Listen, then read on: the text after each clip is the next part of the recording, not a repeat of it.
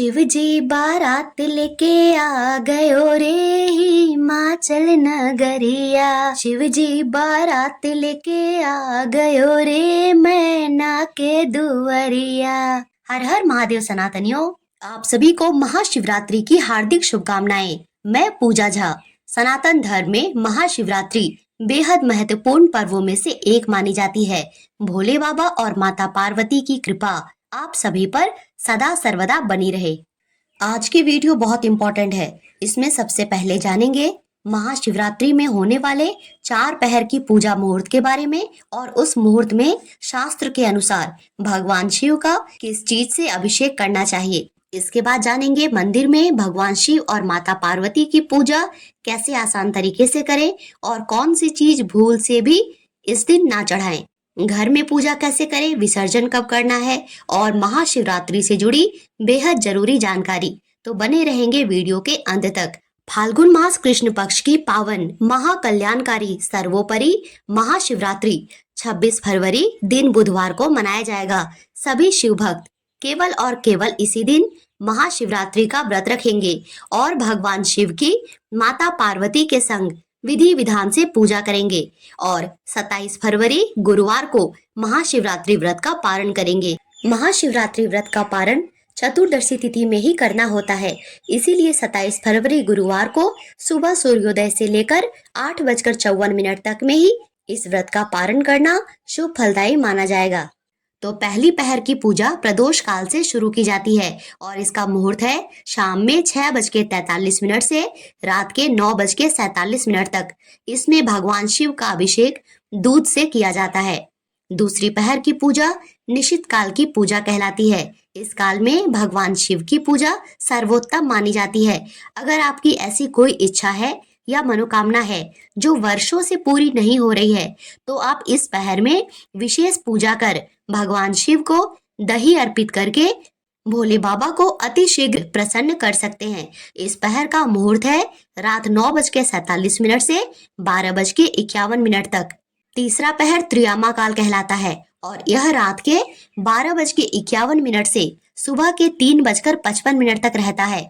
विशेषतः इसी मुहूर्त में भगवान शिव और माता पार्वती का विवाह संपन्न होता है और इसमें घी से भगवान शिव का अभिषेक करना होता है। चौथा पहर उषा काल कहलाता है जो सुबह 3:55 से 6:59 तक रहने वाला है।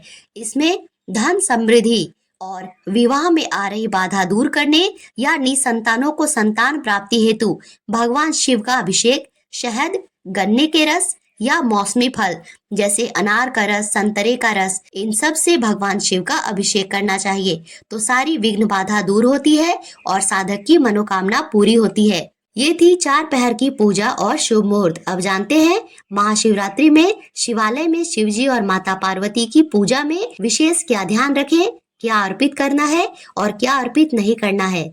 इस दिन सुबह जल्दी उठे, सभी जरूरी कार्य के बाद स्नान करके शुद्ध हो जाए और घर के मंदिर की साफ सफाई करके शुद्ध घी का दीपक प्रज्वलित करें।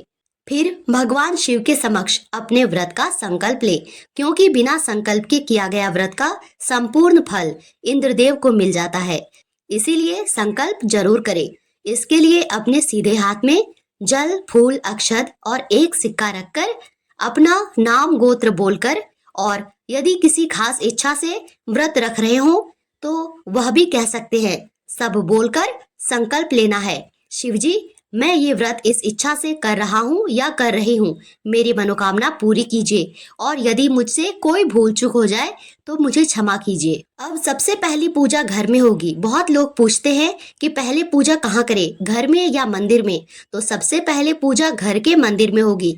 भगवान सूर्य को अर्घ्य दीजिए, माता तुलसी की सिंदूर कुमकुम से पूजा कीजिए और सभी देवी देवता की पूजा के बाद आप अलग से चौकी लगाकर भगवान शिव और माता पार्वती की पूजा कीजिए और फिर मंदिर में जाकर पूजा जरूर करनी चाहिए।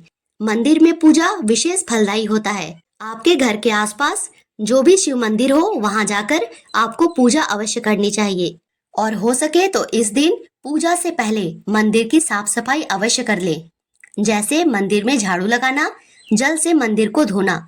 ये सब शिव जी की सेवा करना कहलाता है और इससे भोले बाबा बहुत प्रसन्न होते हैं। इसके बाद मंदिर में पूजा करनी होती है। तो अब जानते हैं मंदिर में पूजा की सरल आसान विधि। तो इसके लिए भगवान शिव के समक्ष मिट्टी का दीपक प्रज्वलित करेंगे और 108 बाती घर से ही गिनकर लेकर आते हैं और दिए में रखकर शुद्ध घी से दीपक प्रज्वलित करते हैं। इससे 108 दीपक जलाने का पुण्य फल मिलता है। आप चाहें तो 51 बाती की भी दिया जला सकते हैं। और फिर गंगा जल से ओम नमो भगवते रुद्राय नमः बोलते हुए जलाभिषेक कीजिए। फिर कच्चे दूध से अभिषेक कीजिए।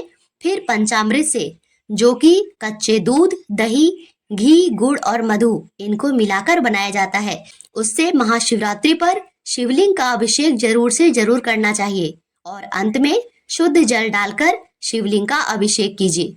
इसके बाद शिवलिंग पर त्रिपुंड बनाएं। त्रिपुंड बनाने से एक साथ 27 देवता का आशीर्वाद मिलता है, क्योंकि इसके तीनों लाइन में 27 देवता का वास होता है। और जो व्यक्ति शिवलिंग पर त्रिपुंड बनाता है, उसके इस जन्म के साथ पिछले जन्म के कर्म भी शुद्ध हो जाते हैं, वह पाप मुक्त हो जाता है। इसके बाद भगवान शिव को इत्र से अभिषेक कराएं और फिर गन्ने के रस से अभिषेक कराएं, क्योंकि इन दोनों के अभिषेक से आपको माँ लक्ष्मी का आशीर्वाद मिलता है, धन संपत्ति बढ़ती है और वंश बढ़ता है। इसके बाद 108 अक्षत के दाने को धोकर चढ़ाएं। भांग, अबीर, अष्टगंध, केसर शिवलिंग पर अर्पित कीजिए। ध्यान रखें कि शिवजी को हल्दी अर्पित नहीं की जाती है। इसके बाद शिवजी के प्रिय फूल उनको अर्पित करें, जैसे सफेद पुष्प, अपराजिता के फूल, धतूरा, आंकड़े के फूल, गुलाब के फूल, कमल के फूल। और इसके साथ शमी पत्र, दुर्वा ये भी भगवान शिव को अति प्रिय होते हैं, इसीलिए आज के दिन अवश्य अर्पित करें। महाशिवरात्रि पर बेलपत्र का विशेष महत्व होता है, तो पहले से ही बेलपत्र लाकर चुनकर धोकर उसमें चक्र ना हो, पत्ते कटे फटे ना हो, ये सब देखकर रख लेने चाहिए। और बेलपत्र के तीनों पत्ते पर चंदन से राम लिखना चाहिए। और 51 या 108 बेलपत्र अपनी इच्छा अनुसार भगवान शिव को अर्पित करने चाहिए। अगर आपके पास बेलपत्र ना हो तो मंदिर में अगर किसी और ने चढ़ाया है तो आप उन बेलपत्र को उठाकर धोकर वापस से अगर चाहें तो राम लिखें, अन्यथा ऐसे ही धोकर चढ़ा सकते हैं। और बेलपत्र कभी बासी भी नहीं माना जाता है, लेकिन विशेष ध्यान रखें कि बेलपत्र उल्टा ही अर्पित करते हैं। जिधर आपने राम लिखा है वो अंदर की तरफ रहेगा। और एक एक्स्ट्रा बेलपत्र पर थोड़े से चंदन लगाकर शिवलिंग पर चढ़ा दीजिए। पूजा के बाद उसे उठा लेना है और घर ले जाना होता है। और इससे आप अपने पति को और बच्चे को तिलक लगाने से उन्हें आरोग्यता, स्वस्थ और दीर्घायु होने का आशीर्वाद मिलता है। इसके बाद भगवान शिव को सफेद मिठाई, मिश्री, पेड़ा, लड्डू, फल इत्यादि अवश्य अर्पित करें। और फिर इसके बाद शिव परिवार की पूजा करें। नाग देवता को दूध चढ़ाएं, तिलक लगाएं, पुष्प अर्पित करें। नंदी जी को अबीर, चंदन और पुष्प अर्पित करें। विशेष ध्यान रखें कि नंदी जी का जो पैर बाहर की ओर निकला रहता है उसमें जल जरूर अर्पित करें। और जो भी इच्छा हो बोलते हुए प्रणाम करने से ऐसा मानते हैं कि वह इच्छा पूरी हो जाती है। तो आप भी अपनी कोई भी इच्छा ऐसा बोल सकते हैं। इसके बाद माता पार्वती को भी जल, फूल, इत्र, अबीर, चंदन, कुमकुम और श्रृंगार की सामग्री अर्पित कीजिए। माता पार्वती के हाथों में चूड़ियां अवश्य पहना दीजिए और माथे पे बिंदी भी लगा दीजिए। पर ध्यान रहे कि महाशिवरात्रि के दिन माता पार्वती को सिंदूर अर्पित ना करें, क्योंकि आज ही के रात्रि को भगवान शिव के साथ माता पार्वती का विवाह होता है, तो उस समय ही सिंदूर लगाया जाता है।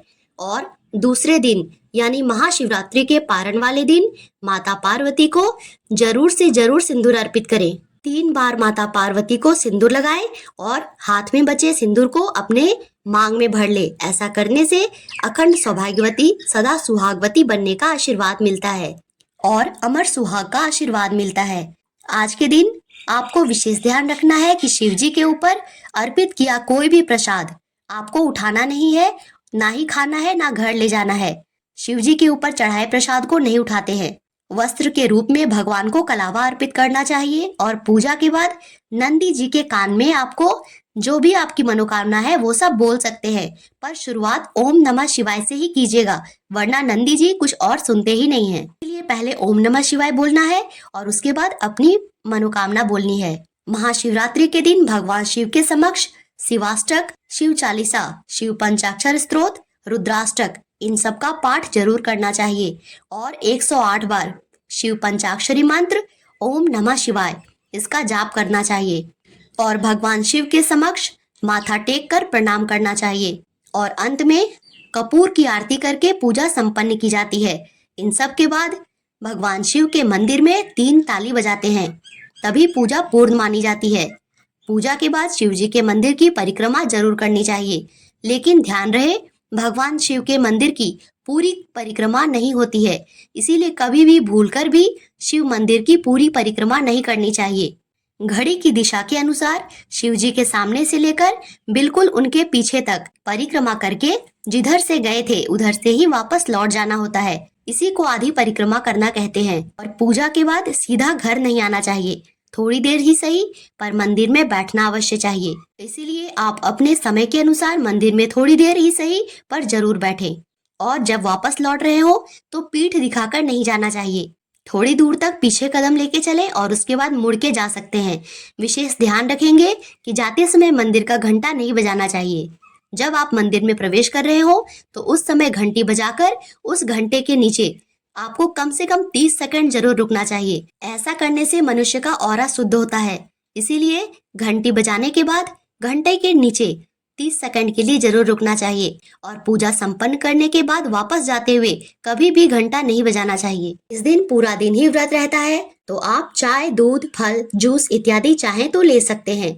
संध्या काल में प्रदोष काल के समय शिव जी की पूजा की जाती है, आरती की जाती है और रात्रि में शिव जी का विवाह होता है। इसीलिए इस दिन जागरण का विशेष महत्व होता है।